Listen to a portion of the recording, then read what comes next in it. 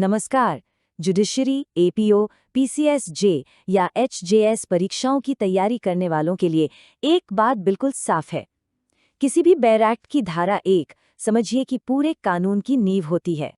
तो आज हम इसी बुनियाद को समझने वाले हैं। हम भारतीय न्याय संहिता 2023 यानी बीएनएस की धारा 1 को क्लॉज बाय क्लॉज बिल्कुल बारीकी से समझेंगे।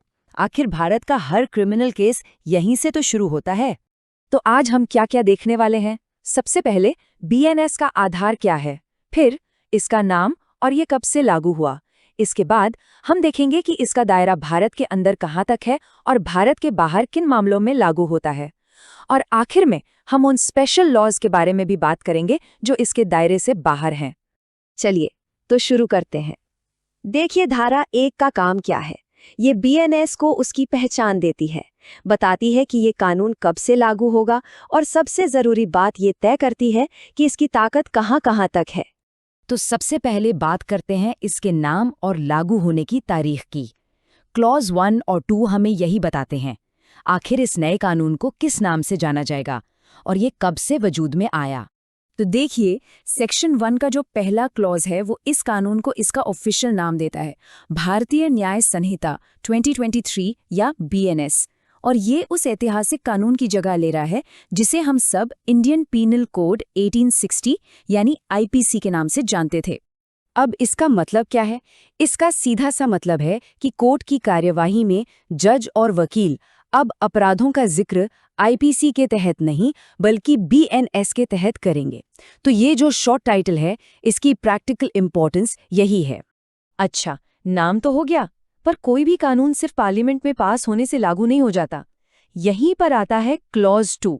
ये बताता है कि कानून को असल में लागू करने के लिए सेंट्रल गवर्नमेंट को एक नोटिफिकेशन जारी करना पड़ता है।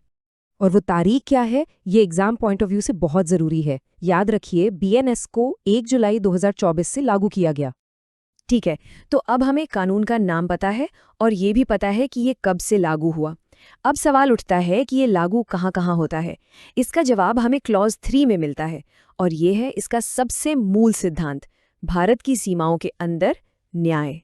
क्लॉज 3 जो है वो टेरिटोरियल जुरिस्डिक्शन के फंडामेंटल प्रिंसिपल को एस्टैब्लिश करता है।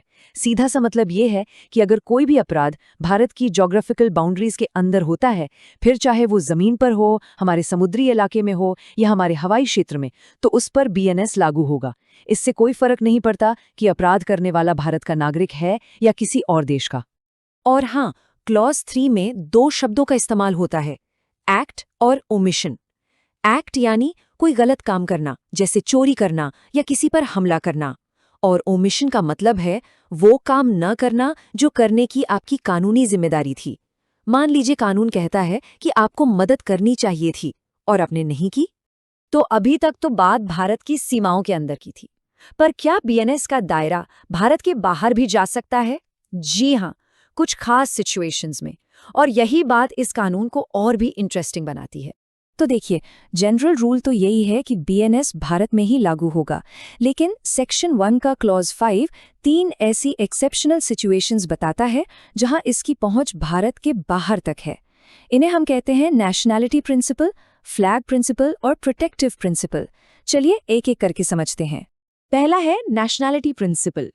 ये सिद्धांत जुरिस्डिक्शन को ऑफेंडर की नागरिकता से जोड़ता है। आसान भाषा में कहें तो अगर कोई भारतीय नागरिक दुनिया में कहीं भी किसी भी देश में कोई अपराध करता है तो भी उस पर भारत में बीएनएस के तहत मुकदमा चलाया जा सकता है। एक एग्जाम्पल से समझते हैं। मान लीजिए एक भारतीय नागरिक यूएसए में कोई जुर्म करता है और बाद में वो भारत आ जाता है या यहाँ पाया जाता है, तो भारत की अदालतें बीएनएस के तहत उस पर मुकदमा चला सकती हैं। यहाँ पर नागरिकता की है, अपराध की जगह नहीं। अब आते हैं दूसरे सिद्धांत पर, फ्लैग प्रिंसिपल। ये भी बड़ा दिलचस्प है। इसके मुताबिक कोई भी शिप या एयरक्राफ्ट जो भारत में रजिस्टर्ड है उसे लीगली भारत का ही हिस्सा माना जाएगा, फिर चाहे वो फिजिकली दुनिया के किसी भी कोने में क्यों न हो। तो अगर कोई अपराध किसी इंडियन शिप पर होता है जो इंटरनेशनल वाटर्स में है या किसी इंडियन एयरक्राफ्ट में होता है जो किसी दूसरे देश के ऊपर से उड़ रहा है, तो उस पर बीएनएस लागू होगा। ये इंटरनेशनल लॉ में एक बहुत ज़रूरी सिद्धांत है, क्योंकि हाई सीज जैसे इलाकों पर किसी एक देश का कंट्रोल नहीं होता। और तीसरा है प्रोटेक्टिव प्रिंसिपल, जिसे इफेक्ट्स डॉक्ट्रिन भी कहते हैं। ये आज के डिजिटल जमाने के लिए बनाया गया एक बहुत ही मॉडर्न प्रिंसिपल है। ये उन साइबर क्राइम से डील करता है जो होते तो भारत के बाहर हैं, पर उनका असर भारत में होता है। इसका भी एक उदाहरण लेते हैं। सोचिए, कोई हैकर चीन में बैठकर भारत में मौजूद किसी बैंक के सर्वर पर अटैक करता है, तो इस प्रोटेक्टिव प्रिंसिपल के तहत भारतीय अदालतें उस हैकर पर बीएनएस के तहत कार्रवाई कर सकती हैं। क्यों? क्योंकि भले ही हैकर बाहर था, क्राइम का टारगेट भारत में था। तो हमने ये तो देख लिया कि बीएनएस कहाँ-कहाँ लागू होता है, भारत के अंदर भी और कुछ मामलों में बाहर भी। अब आते हैं आखिरी क्लॉज पर, जो हमें बताता है कि बीएनएस कहाँ लागू नहीं होता है। ये है इसका सेविंग क्लॉज। तो ये सेविंग क्लॉज होता क्या है? असल में ये एक तरह का सेफ्टी वाल्व है। ये सुनिश्चित करता है कि जो नया कानून आया है वो पहले से चल रहे कुछ खास स्पेशल लॉज के काम में दखल ना दे। तो बीएनएस कुछ खास कानूनों को इफेक्ट नहीं करेगा, जैसे आर्मी, नेवी या एयरफोर्स के जवानों से जुड़े मामले, सैनिकों द्वारा किया गया विद्रोह या नौकरी छोड़कर भागना यानी डिजर्शन, या मिलिट्री डिसिप्लिन से जुड़े अपराध। इन सब के लिए अपने अलग स्पेशल लॉज हैं और वो ही लागू होंगे। तो संक्षेप में कहें तो बीएनएस पहले से मौजूद स्पेशल और लोकल लॉज के जुरिस्डिक्शन की पूरी तरह से रेस्पेक्ट करता है। ये सेविंग क्लॉज इसी बात को पक्का करता है। तो ये था बीएनएस की धारा 1 का पूरा विश्लेषण। हमने इसके नाम से लेकर इसके दायरे और अपवादों तक सब कुछ समझा। पर आखिर में एक सवाल जरूर मन में आता है।